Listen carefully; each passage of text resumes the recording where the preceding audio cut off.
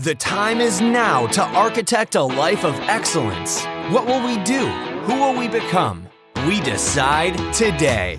This is Learn, Do, Become Radio with April and Eric Perry. Let's move onward and upward together.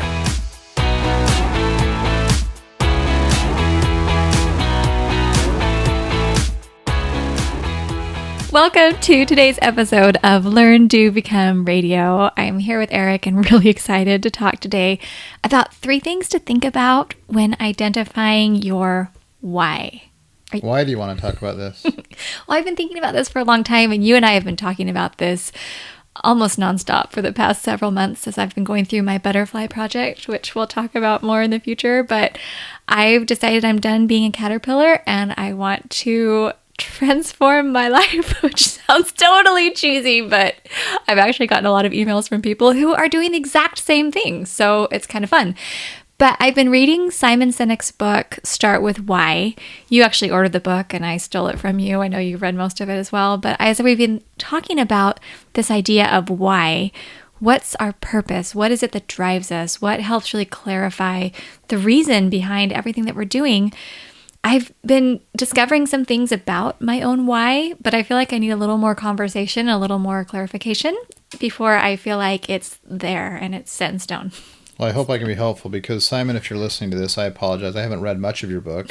Oh. I was about 20 pages in when it I suddenly disappeared. So I look forward to reading this book. I've heard it's great. I've seen a lot of videos and audios on it. It's really good. I'm sure we'll have a great conversation. It will motivate me to want to read it after you're done with it.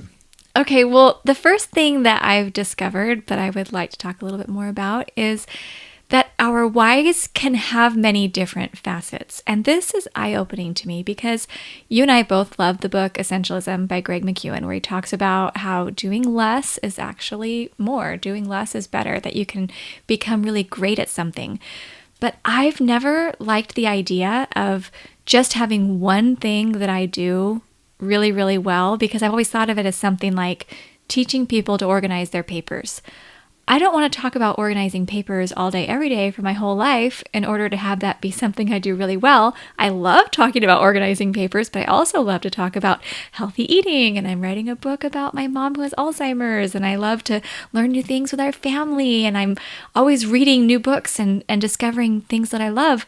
But at the same time, I felt totally scattered because if you're working on way too many projects in way too many areas, you can't really focus on anything. And in the back of my mind, I kept thinking, man, April, what are you trying to do? Are you trying to be all things to all people? Can't you specialize in something? Don't you want to clarify your why?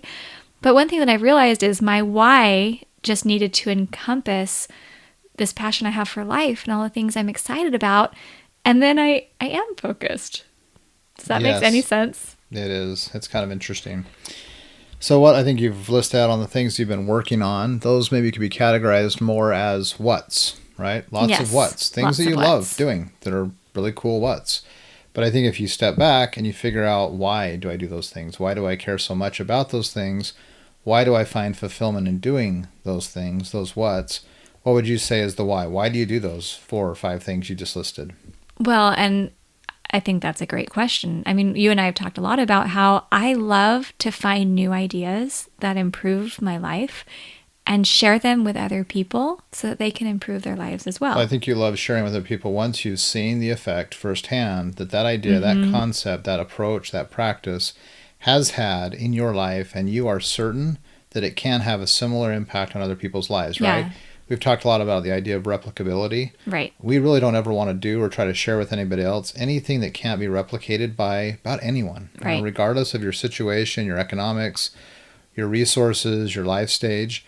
We want to help people find ways. I find the same kind of fulfillment in finding things that work to make people's lives better. Well, that's why Architect a Life of Excellence is our tagline here at Learn, Do, Become. And I realized that really is a big part of my why. Right. That's kind of why we made it the main guiding theme of a website that we're trying to help set up and a community we're trying to form. So it was right in front of me and I'm sitting here trying to figure it out. Well, and now you'll hear kind of a spousal discussion here about some things, but often April will kind of get really off and doing some stuff, and then all of a sudden she's like, oh, and she'll need maybe some refocus or re-encouragement. And I'm just saying, it's been here at the center all the time. we enjoy finding ways to grow ourselves and our family. I think most people do. And we also find fulfillment in being able to share anything good that we found with other people. Right. That right there is the premise of Learn to Become, and of most of the things we've done to this point, and we'll probably hope to do future in our lives. That's kind of my why. I don't know that I need to have it chiseled in stone or etched in gold somewhere in my office. I mean, we have it written in a few places, and just it's sticking to that, because that right there fuels all of these little whats, because each of these whats are probably temporary or short-term type programs, projects, things that we focus on, and we'll continue to add to them. But they're just, every time we find something that can make life better for us and others, we probably want to figure out a way to just try to share it. Right. And that takes a lot of the pressure off. I think I was... It should. Well, and the example is that the reason why Start With Why made such a difference to me was he was holding up Apple as a company who's really doing it right. He said, Apple isn't just a computer company. They have a deep why, which the way he articulated it is to challenge the status quo. And so people will buy watches, they'll buy MP3s, they'll buy phones, they'll buy computers from Apple because they're buying the why, not the what. And that just helped me see, okay, I can have a lot of different facets, a lot of different whats in my life. I can have podcasts and books and articles and At the programs. same time, though, it is not about running faster than you have strength, right? Right. It is being focused on what you're doing at that time with that why, with that objective in mind, right? So literally at Learn to Become, I mean, our passion, my why is to learn myself and help others learn the things that we can do in a simple, straightforward, concise way, to do those things consistently, to change, to become what we want to become over time and in our lives. That's my why. It is the idea of architecting a life of excellence. And it's open to every individual to define what that excellence looks like and what steps, what efforts you use to arrive at it. But we at the same time can't go and say, I'm going to do 18. Go do everything. 18 things right now. Right. Like, it'll be 2 or 3 things. It's whatever our current bandwidth is. And hopefully, as we're developing, as we're becoming, we're increasing our ability to take on, more things without ever overpressuring, overstressing. Because if we're raising our blood pressure, if we're feeling stressed, if we're not getting a good night's sleep anymore, focusing on the work that goes behind our why, it's pretty much pointless and vain, right? You've completely... And you're better at this than I am. I'll just admit it. It's not a competition. It's just... But you're very discerning. You do a really good job saying, okay, I've actually put in several hours of great work today. I've accomplished a lot. I'm going to just, relax now. You're much better at doing that than I am, because I'll say, oh, but I'm so excited about all this stuff that I want to do, and I've got this vision, and I've got to move towards the vision. Conversation, it's what motivates you, right? Is it the dopamine rush that you described of checking things off your list? Well, that's probably that's part not of healthy, it. right? I mean, if you feel like I have to make a 22-point checklist for today to do, and if I don't, because where that leaves you, unless you're working off some context-based list, like we've talked about, and it's not all scripted to just one day. Right. If you leave things, even one thing on your list, the way maybe your mentality and your psychology works, you're going to feel like you failed. Right. Even though 21 out of 22 things got done. I'm getting better at that, though. I'm not criticizing. I'm just saying I think there's a lot of people who might be listening who are in that category. If they didn't get everything done a certain way or all the things on their list, they will start to beat themselves up. And it's like, okay, were the most important things at the top of the list of, or whatever you decided to organize yourself into doing that day, and did you get to most of those things? It's that, taking the pressure off. It's taking pressure off. It's giving yourself a little grace. Yeah. And just realizing, okay, what is my why? And what are the most important things I can do today to advance that why? To move my life, my family's life, and my personal and professional objectives forward. But, you can't do everything in one day. Then I love the idea that I have started saying no to a lot of things. Reading Essentialism was very helpful to me, and I have started saying no. And I think what's helpful is when somebody asks me a question like, hey, do you want to take on this new project, or would you like to participate in this conference, or is there something you'd like to do? And when I can look at that and I can compare it to my why, I'm saying no to 90% of the requests that are coming in. It's just that the things that I do have on my plate that I am excited about, there can be millions of whats that can support my why. And I'm learning how to do what you're saying and being able to just focus on 2 or 3 at a time and recognize a lot of them require a foundation. If you're going to, just for us building a website, you've got to get the website in place. You've got to get that functioning before you can go off and do everything else. Right.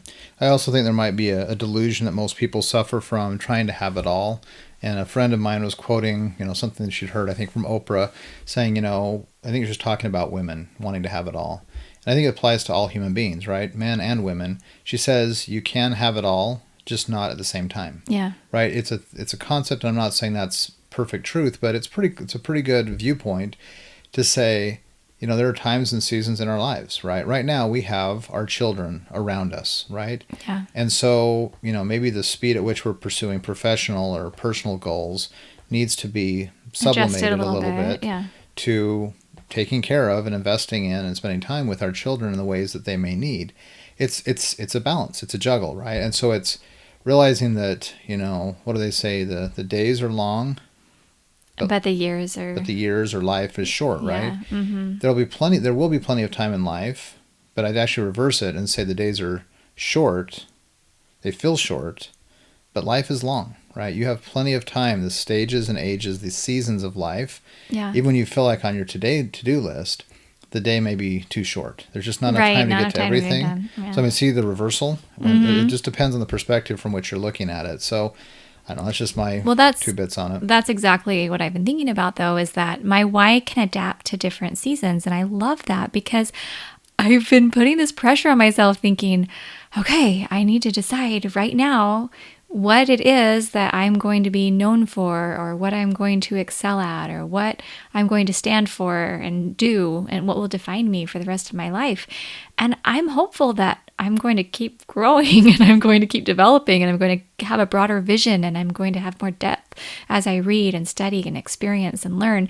And so I feel, even though, I'm approaching 40 and I guess this could be my time of my midlife, decision making, I feel like, I've got a lot of years left that I want to keep growing. So I might not know everything. Well, I definitely don't know everything right now, but that helped me take the pressure off and recognize right now I can have a why that encompasses the season. And just a cute story I'll just tell you. I don't know if you heard this one, but yesterday morning I was talking with all of the children. I'm not sure if you were there with us when we had this discussion, but I said to the kids, Aaliyah's going, this is the conversation we had Saturday morning, and we were talking about our goals as a family.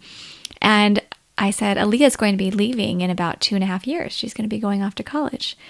And last night, Spencer said, Mom, do you know when I almost cried the other day? I said, when did you almost cry? When you said Aaliyah's going to be leaving. And he's 8. And he said, I almost started to cry. And it was really cute to think that our 8-year-old son is already feeling this impending time when our daughter is going to leave the home. And we made it perfectly clear, you're not going to be gone from our family. We're still going to be, united in many ways. But you're not going to be living in this house. You're not going to be, here the same way once you turn 18 and once you go off to college. And I just thought it was really cute that our little Spencer was recognizing that's a big deal.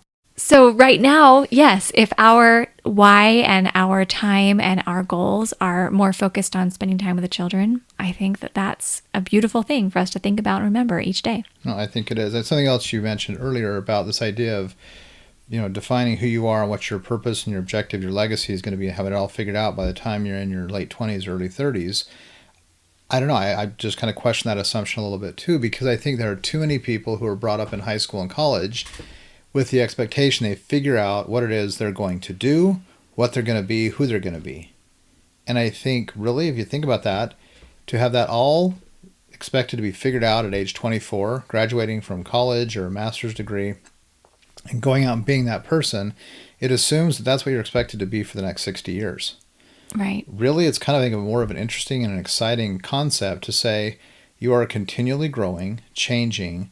I don't want to say reinventing yourself, but you're evolving, right? You're growing closer to a better potential as you understand more of life. You take in more of life's experiences, what you can learn from the world and from the people that you interact with. So this idea of having everything figured out or being defined when you hit your 40-year mark, I got it all figured out. This is my game plan for the next 50 years or 40 years. It's like, how boring is that? I think it's this idea of here's what it is right now.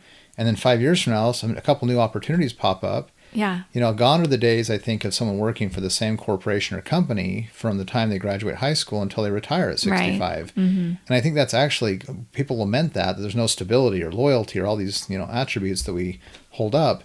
But I also think it's fairly interesting because it creates a new dynamic or a new opportunity for people who choose to view it that way and say, okay, I have the chance to kind of consider new opportunities and options as they arise or as I create them, to pursue other things, to become more well-rounded, to have a richer, more full life.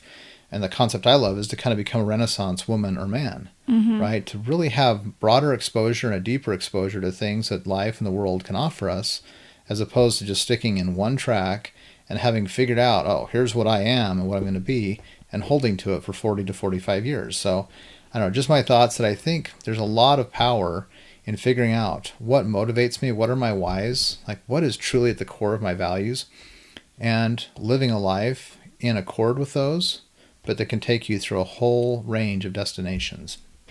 I love that. Okay, we're going to talk a little bit about dancing now. Our whys need to give us space to dance. April's a good dancer. I'm not very good at dancing. Well, we're not really talking about dancing necessarily as far as physical dancing. She's still a better dancer. But, whatever. But one of the things that I've used this term a lot. I say, Eric, I want to dance. When I tell him I want to dance, that typically means I want to be able to have a creative time in my life consistently, every day or every week, when I get to do things that light me up. Well, isn't there a headphone story that goes along with this? Isn't that where that analogy comes from? Yes. Well, so the quick version of the story is that there is an old man who's wearing headphones and he's dancing like there's no tomorrow. He's having this amazing time. So this young boy goes in the room and sees another set of headphones and he picks it up and puts it on, and then he tries to mimic the old man's movement. So he's, shaking his hips and he's moving his hands and he's trying to mimic what this old man is doing. But after a few minutes, he gets totally exhausted and he just throws down the headphones and he leaves the room because it's just too exhausting.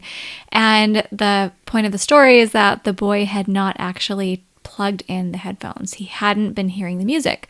So he'd been trying to mimic this dance of this old man, but he hadn't actually been hearing what had inspired that. So when you actually are able to find your music, your right? why, your yes. why, the purpose, what drives you.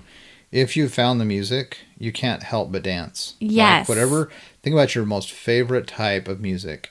When you hear that music, is it possible to hold still, right? You want to move. Your body wants to respond. Your mind, your soul wants to respond to it. I think it's the same thing. April mentions this butterfly project.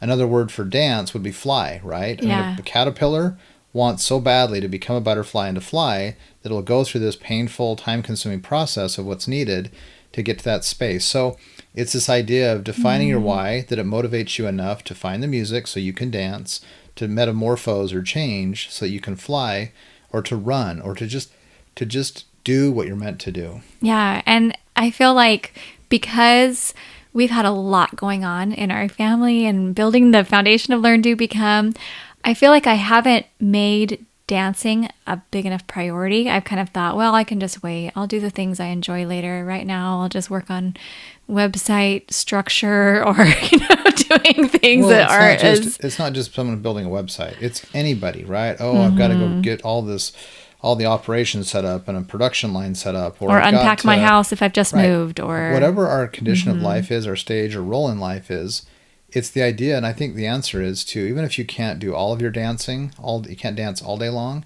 find a way to dance a little bit each day. Yeah. Right? Even in the midst of all that we're doing, or whoever it is that's listening, what they're doing in their lives, you can find 30 minutes, 15 minutes to even spend a little minutes. time dancing. And what you'll find is the other things in your life start to align and be organized, and some things that we might be able to help you do.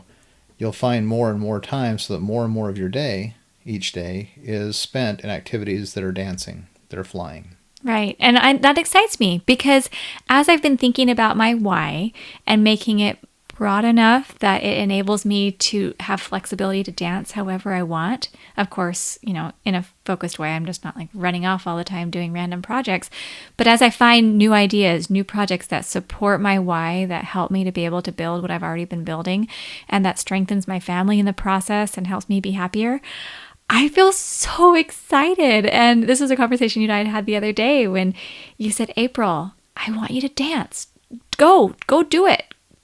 put some of that time on the calendar or get the resources that you need. Let's not just sit here and think that we have to live this life that's subpar or that's, sub-optimized because we're taking one for the team or we're trying to slogging through every day, just doing all the little administrative required tasks, all the stuff that's the day-to-day or answering every single email that comes in. Everybody can resonate with this. It's the day-to-day stuff you have to feel like you grind through to get through your day. It's like some of that is just not essential. You could let it go and it would be just fine. Replace the time you would spend on some of the stuff you eliminated with some dancing. Yes. Okay.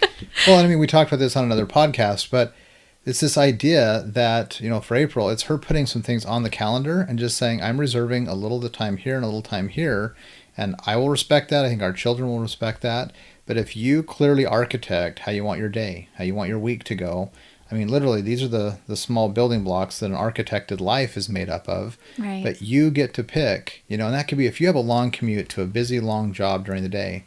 I get it. You feel like your day is consumed. But think about it. In the margins, there are windows of time throughout that day, in your commute there, in your commute home, that you could carve out and find 5 or 10 or 15 minutes to think about or to do or to focus on or to learn about. You could listen to something audibly. Lots of ways that you can find these little islands of time in your day that will allow you to have some dancing. And I will promise you, I've seen it in so many different cases over the course of my life. When people open up opportunities, little small ones for them to dance, their lives become happier, better, more enriched. And inevitably, the time allowed to do dancing during the day expands day by day. And you've been a huge support for me. So do you want to hear my why statement that I identified? Now that I've built this up so much. As long as you don't ask me what mine is, because I'm not sure I can articulate it. You've had a chance to write a post here. This is just, as I've been thinking about it, here's what I came up with. Which you're going to kind of laugh because it's basically already what's on our website. But here it goes. To architect a life of excellence, centered on family and moving upward towards God, with a beautiful balance of spiritual, mental, and physical development that enables others to do the same. What do you think?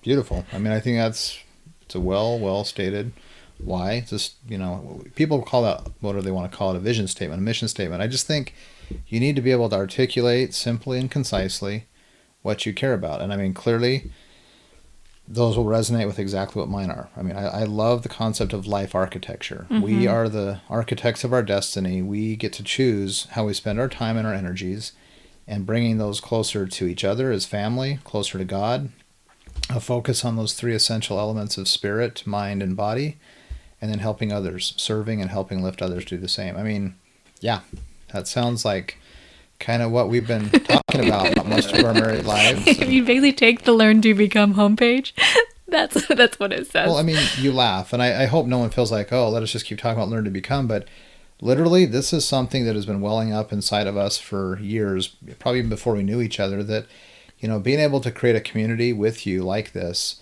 it's an awesome experience because you're bringing like-minded and, more importantly, like-souled people together. Right. People who can feel and sense there is more to them, more to their families, more to life than maybe Thoreau describes it as the mean existence. Just this kind of base, mean, day-to-day type thing we grind through. There's so much more to it. Life is meant to be beautiful, and that doesn't mean simple and easy all the time. Right. The challenges, the difficulty, the adversity is part of what forges who and what we are. Us. Mm-hmm. It bonds families together. It helps create the character that we need in ourselves. But it's this idea that we help each other. We learn, we share, we do, we grow, right? So I think it's a great why statement. So thank you for your inspiration. Thank you for all you've done for me. Didn't really do anything. We're just a couple who loves each other, and we're trying to figure out how to move forward. Right. So for you who are listening, thank you so much for being part of our Learn, Do, Become community. This is really an exciting time for all of us to be able to learn from each other and to be able to help one another. So if you have any additional ideas, come visit learndobecome.com. You can find this post and add a comment there or just email us. We're just thrilled to be able to be part of this with you, that all of us can be able to grow together. You just let our whole listening group off the hook way too easy. You didn't give anything to do. Oh, so sorry. We want to hear from you definitely in the comments, but if you want to take 5 to 10 minutes, again, this idea of microbursts, just sit back for a second and think about, what is your why statement? What would it look like? It doesn't have to be wordsmithed and edited to perfection. And just, if you feel comfortable or confident, you can feel free to share that in the comments. Yeah. Or just put it in a place where you're going to see it regularly. Because I think when you take 5 or 10 minutes to step back and say, really, what am I about? What is my why? And even just the effort of thinking about it and just trying to start writing it. The writing will refine itself over time, but put it in a place. April loves that I write on our bathroom mirror with dry erase markers. I don't love that you write on it. But when good ideas come, that's one of the places I just jot stuff down before I forget them. Maybe this is something, as you start to articulate your why, you write it on your mirror with dry erase markers. Or you put it up on a Post-it note on your dashboard or your computer at work or at home. But just start to think about, what is your why? How would you articulate it? How would you describe it to someone in a sentence or two? And, I can assure you, I think that as you start to do that, you'll feel a little bit more purpose. You'll feel kind of more excitement about what it is you do throughout your day, because you'll find that even if it's some of the drudgery tasks of providing for your family in a work environment, or if it's taking care of your children at home, even those mundane, dreary tasks will start to take on a little bit more nobility because you see they connect into the why that you've defined. That was beautiful. I'm so glad that we didn't skip over that, dear. Thank you so much. All right. Hope you will take that challenge. Report back if you would like. We are here for you, and we're thrilled to have you with us. Have a great day.